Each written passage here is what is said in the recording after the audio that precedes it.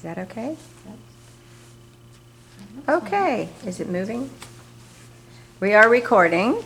Today is February 6th, 2024.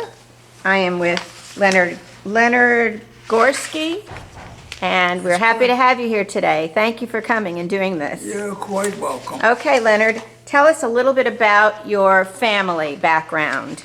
If you know anything about your grandparents, your parents, where they lived, what they did for a living, etc. No, my grandmother, I never knew my grandfathers. They had passed away, I guess, before I was born, or at a very young age. I do remember my grandmother. I had a grandmother. I loved her very much. But I think she passed away when I was about 5 or 6 years old. I have my mother and father. My mother passed away at an early age, about 72. My father lived to 89. Smoked 4 packs of cigarettes every day, drank 10 cups of coffee, and he was as alert as could be when he passed away, 89. So I don't know what that proves. But I stopped smoking. I did smoke, but I stopped at 62. I lost a brother, a young brother at that time, and it cured me from smoking. So I haven't smoked since 1962. Where were you brought up? I was brought up in Buffalo, New York, and I lived there until the time I went into. Oh, no. Yes, I went into service. I'm still living there. And I got married after I was in the service. While I was in the service, I was flying, training I was an Air Force cadet. And I was grounded because of my ears after a while.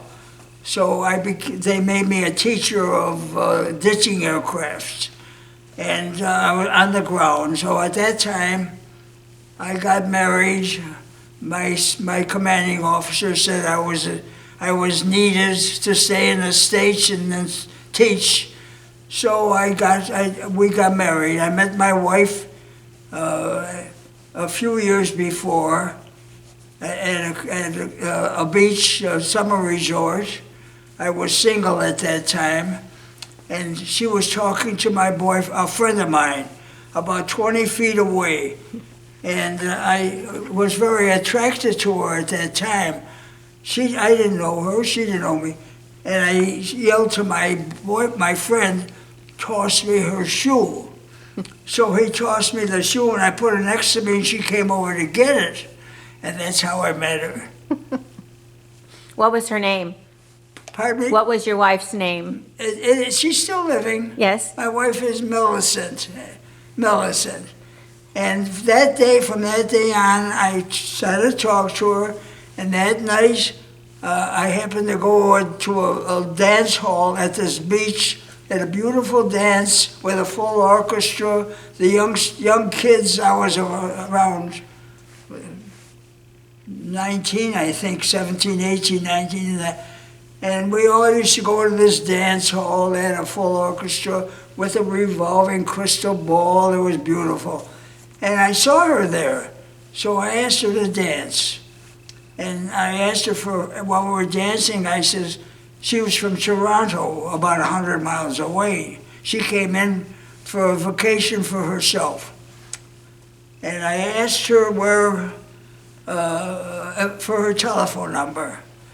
And she says, you'll never remember it, because I didn't have a pen or pencil. I just, test me. So she gave me her, I get a little, Verklempt. she gave me her number. Yeah. And I called her up. About 2 weeks later. She said, how did you remember my number? I said, well, you don't know how brilliant I am. Anyhow, we corresponded. I went to Toronto, she came to Buffalo a couple of times, and then I went into the service. And I continued our correspondence and so forth. And then when I was grounded, they said, I'm staying in the States. I called her and asked her to marry me. And we got married 79 years ago. Oh, fantastic. Where were you stationed at that point? Where were you living? At that point, I was in, where was I? Alabama. Oh. I was in Alabama at, I'm trying to think of the name of it was a training, it was an Air Force cadet area where they trained cadets. Mm-hmm. And I was stationed there. And then I was in the hospital because of my ears. And when I got out of the hospital, they shipped me to Boca Raton. I was at an Air Force there, a base there. That's when I came home to get married. I got a furlough, and I came home, we got married. And right after, and they told me, oh, you're gonna be here permanently, so I got an apartment. And after a month, they shipped me out. They shipped me to South Dakota, where I hated it. It was cold there. And I was there for a while. Then I went overseas later. After the war had ended, I went in over just for 5 months. And your wife went with you? No, oh no, She not stayed. overseas. She stayed here. Was she still living in South Dakota at the time? Or had you moved? No, they shipped me from South Dakota to Greensboro, South Carolina. That was a shipping area, and at that time, I sent her home Okay. because I knew I was going overseas. Right. So how long were you in the military altogether? How long? What? In the Were you- military, 3.5 years. Okay. 3.5 years. All right, so tell us what you did in your young married life. What did you do for a living? Where did you live? Well, I had a furniture store. First I was in another business. I had 2 partners in another business, in a schmata business. We were selling on credit. I didn't like it. But things got kind of bad because you couldn't get help. Prices started to go up. And all my employees had to supply their own cars and their own gasoline. It's hard to get good employees. So I got out of that business. And I broke up with my partners because we couldn't afford 3 partners. Things got kind of bad then. And I decided to go into the furniture business. Knew nothing about it. And my wife and I went into it. We started it. And it took us 3 years. No advertising. I said no, because that's the only way I can compete, by selling cheaper without expenses, keep my expenses down. So I was able to undersell everybody, because I had the only expense I had was my rent. So I sold at a discount, just like what's his name? The Niagara Furniture. Nebraska Furniture? Yeah, Nebraska. yeah. But they're big. See, I'm small. But I was able to sell cheap. I worked at a very little profit. And for 3 years, my wife and I struggled because I put it all back in my business. And I built it up gradually, being honest with customers, being nice to people. And we built up a very nice business. And I had that business till, let's see, 19, I was in about 11 years. Mm-hmm.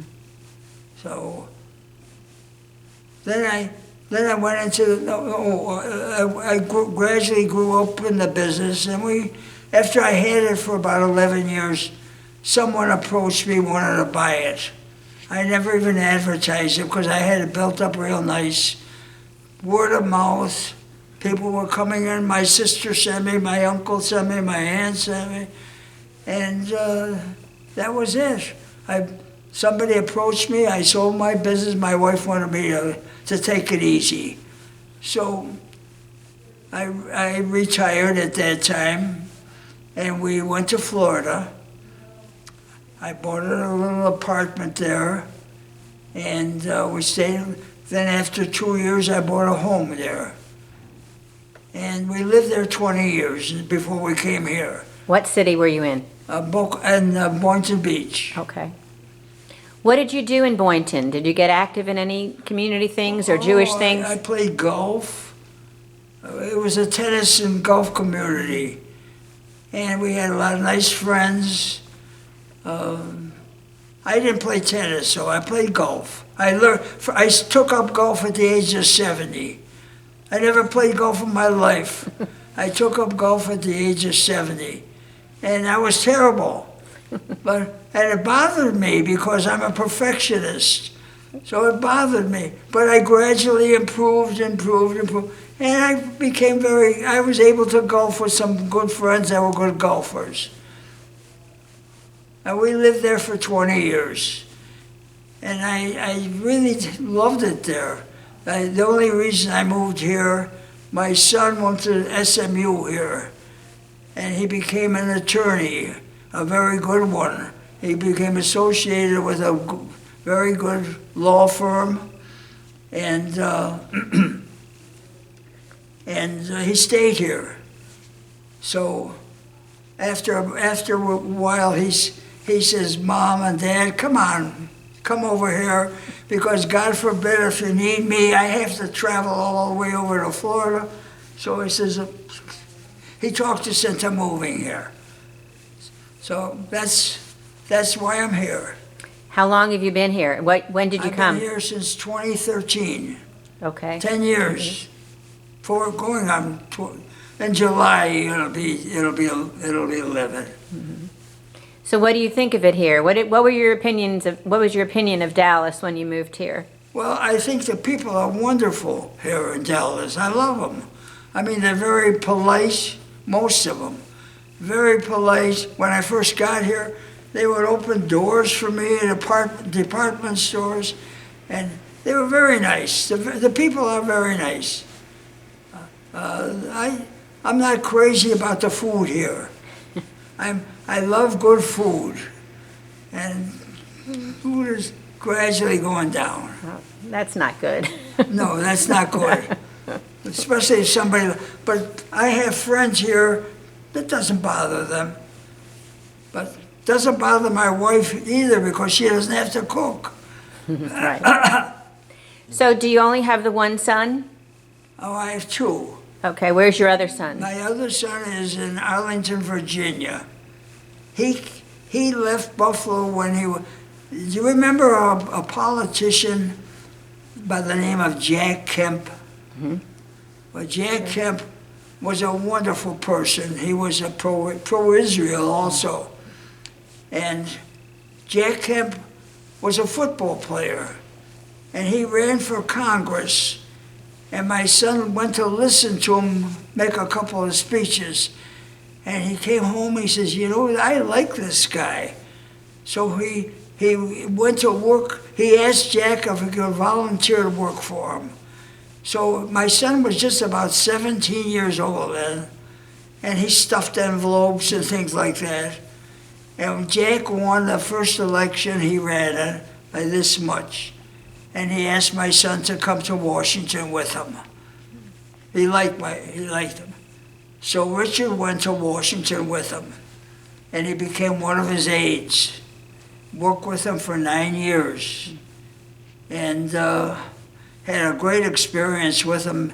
Met some very famous people, and my older son is he could talk to anybody. He can talk to. One day Jack said to him, I have a couple of football tickets. Would you take them over to Representative Ford's house? Ford was a congressman at that time, before he became president. And he said, would you take the tickets over, give it to him? So Richard said, sure. Took the tickets over, rang the bell, and Gerald Ford came to the door, and he told him he has a couple of tickets for a football game. And Ford says, thanked him very much. He says, well, we're just having brunch. Would you like to join us? And Richard said, sure. So he sat down. He called me up. He said, we were so excited. He said, sat down with his wife and Ford and one of his children. They had to spend about 2 hours with him. And Ford, the next day, Ford went up to Jack Kemp and told him what a nice young man he had. So Richard's sitting at his desk doing something, and Jack came over to him and said, you son of a gun, you went over my head. So my son is wonderful with people. Can talk to anybody. Nothing phases him. And this one I got here, he's been the lawyer for the Dallas Police Association for 40 years. Oh, wow. He's semi-retired now, but he worked with the Dallas Police Department. And in fact, next week we have a appointment with the former head of the Dallas Police Association. We're having a lunch together. So do you have any grandchildren? Do I have what? Any grandchildren from your two sons? I have 4 wonderful grandchildren. And where are they? I have a granddaughter. She's in Austin. She just got her doctorate. She graduated University of Texas. She was a teacher, and her teacher convinced her to go further. And she went to University of Texas and got her doctorate, and she is now teaching at University of Texas. Oh, wow. And she's a beauty, a wonderful child, a wonderful person. She's specializing in children with special needs. And my other grandson that lives here, I have 4, a granddaughter and a grandson here, the same as over there.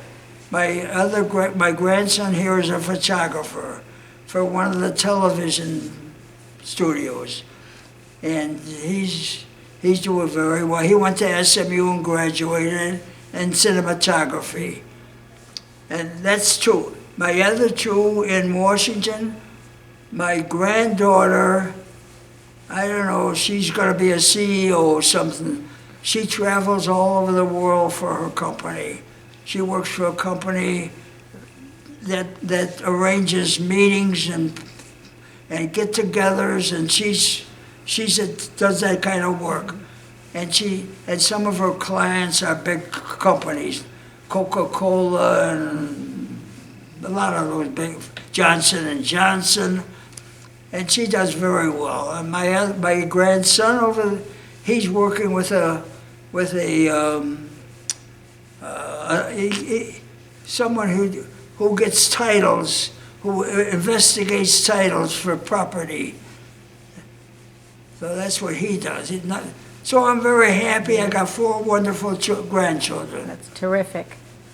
You really are. You're blessed with wonderful luck. Pardon me? You have a lot of good luck. I'm very lucky. Yes, yeah. yes. So, what can you say? What was one of the most memorable things that happened in your life? Something you're really proud of? My wife. Okay. I'm 79 years. I got to be proud of something, 79 years with the same woman. Yeah. Don't forget, it's the same woman. That is truly amazing. I'm proud of my children. I'm proud of my grandchildren. I'm proud of my wife. What else is there in life? That's terrific. I'm very, very, very lucky person. I realize that. Very fortunate. No regrets, right? No regrets, no ma'am. And you've been here almost 11 years. 13 So- years. 13 years, okay. No, wait a minute, 23, no, I'm sorry, 10 years. 10 years. Going yeah. on 11, Right. yeah. So how have you seen, if you've seen anything change in Dallas? How would I what? Have you seen any changes with this city, with living in Dallas, living in the area? Changes here? Not here specifically, but the area around, in Dallas itself. Have you seen any Well, changes? you know, I don't get out too much. I was driving until about 3 months ago. I still can drive, but my son talked me out of it. He said, look, Dad, you get into an accident, who do you think they're going to blame? Even if it's somebody else's fault. They're going to look at your age and say, oh, it's your fault. So he's talked me out of driving, but I was driving up until about 3 months ago. Changes here, yes, there's a lot of changes in the type of, the changes I notice, some of the help, most of the help in this particular building is not as good as it was when I first came here. Why do you think that is? Do you have any theories? They don't want to pay money. Oh, yeah. You know, if you want good people, you have to pay for good people. And they're cutting down, and they're getting cheaper help in the kitchen, and that's what's going on. I think that's going on all over. Everybody's trying to cut expenses because of inflation. Right. Is there anything final words you'd like to give us? Anything what? Anything that you'd like to add to the interview that we haven't spoken of yet? Anything I'd like to add? Mm-hmm. Gee, I don't know. Ask me anything. I don't know. You have to ask me the questions. I'll answer them. Okay, let me think. So what kind of activities have you and your wife done since you've been here at Willow Bend? I have a hobby. I still do it. I work on the computer. I research stock market. That's what keeps my mind going. And I love it. It's a hobby. I do it every day. I'm on that computer. And people wonder, what are you doing that for? Take it easy. I don't take naps during the day. I just work on the computer. And there's not much I can do here because I don't drive anymore. So that's about what I do here. What about your wife? What does she like to My do? wife is not well Oh. right now. She has dementia. Oh, dear. And she's not well. And she has a period during the day.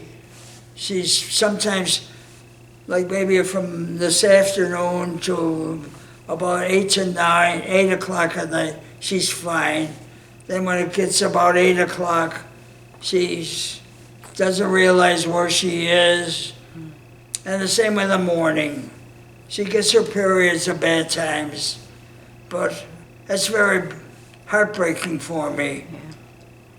Well, she's lucky to have you. Pardon me? She's lucky you're still around. Oh, I do anything for her. She knows it. Yeah. And I know it. We're very lucky. I'll tell you something.